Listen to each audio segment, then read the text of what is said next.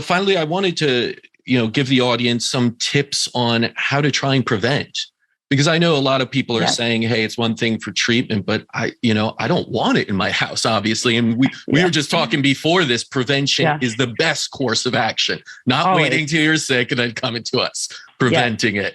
So what would be some of your tips for people listening on preventing mold from occurring in the first place? Right. Well, before you move in anywhere, before I buy a house, rent an apartment, anything like that, I will go in. I'm that weirdo that's like, can I see the house? And just kind of swipe some dust here and there and test to see, okay, is mold an issue in this home? And, making sure that you don't have any, if you do get a leak or something like that, dealing with it appropriately early on. And even if it costs a bunch of money, to where it's not going to be an issue later on. So those things in prevention, testing the home, testing your house, leaks and whatnot, dealing with that. But something that's really easy is if you're worried or you're not real sure and you're in the midst of testing, get a good air purifier. We can list a couple that are good. I like Austin Air is good. The Air Doctor, I actually have a couple of those in my home. But that's a great way to just clean up your air, at least, to an extent. And even if you are living in a moldy environment and you're in the midst of remediating it, you can put that in your home and improve the air quality and improve your health in the meantime. But that would be the best. And then obviously, living a healthy lifestyle and keeping a healthy terrain being your organs and that extracellular environment within your body. So a healthy diet, vitamin D, simple things like that.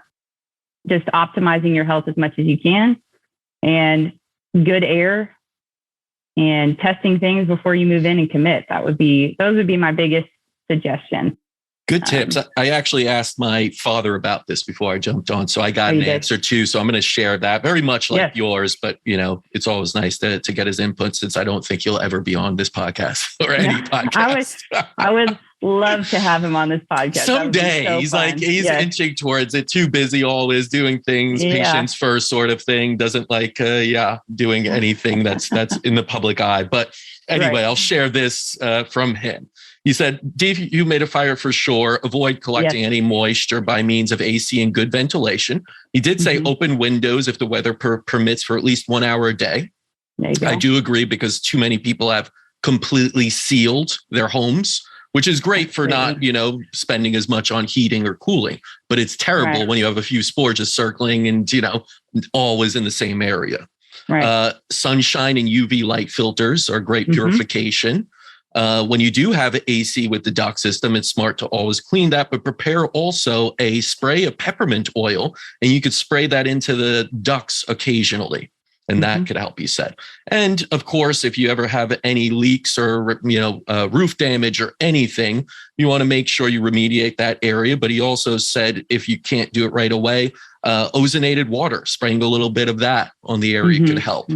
So that was really it. It's really, again, he said humidity and poor ventilation are, your biggest sources of trouble.